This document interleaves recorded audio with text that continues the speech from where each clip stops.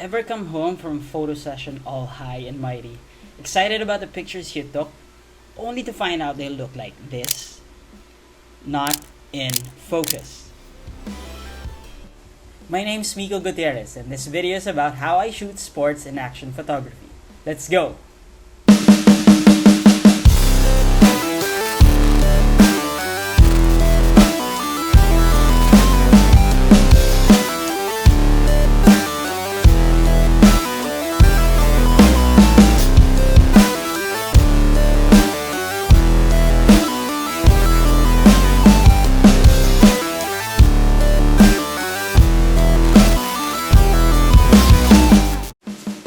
This happens to the best of us. Pictures that are not in focus and totally unusable. Basic explanation for this is probably we came into the shoot unprepared and with a different mentality. We came in with the same mentality as we would have when doing street or controlled photography.